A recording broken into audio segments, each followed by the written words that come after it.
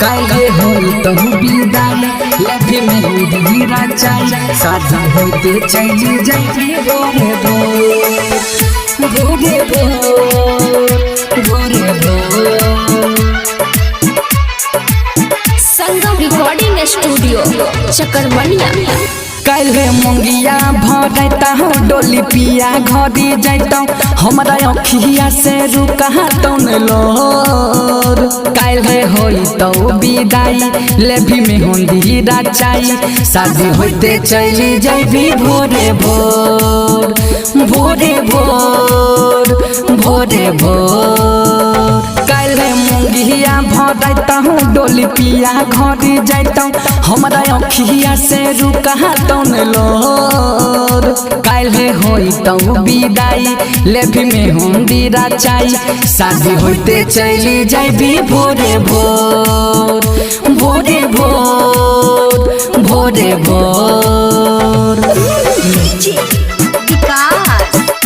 काल्हे होई तो विदाई लेभी में होंदी राचाई शादी होते चली जाबी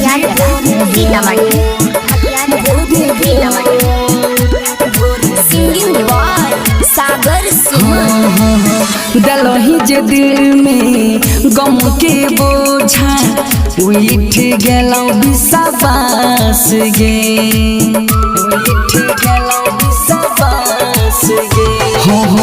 दलही जे दिल में गम के बोझा उठ गेलौ विश्वास गे झूठ के सपना देखलही गे रानी तोड़ी दिली हमर आस गे तोड़ी जैभी हमर दिल जियल होते मुश्किल प्यार में बनाई दिल है कमजोर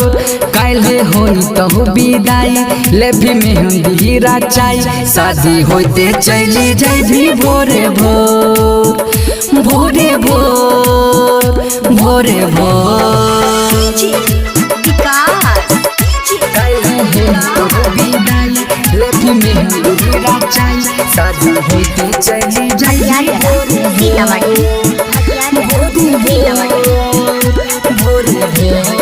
रिकॉर्डिंग बाय दुर्गेश जी। करै छियौ प्यार के सोना जीवन नहीं तोरा बिना गे जीवन नहीं तोरा बिना गे करै छियौ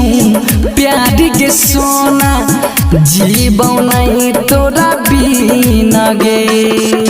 चली जाबी छोड़ के हमारा गे पगली सारी बिहाउती पहिन गे कहो सागर सुमन सुबोध के बन भी दुल्हन दिल बनाई तोले लही कठोर काल्हे होई तो विदाई लेभी में होंदी राचाई शादी होते चली जाबी भोरे भोर भोरे भोर भोरे भोर संगम रिकॉर्डिंग स्टूडियो चकरमनिया।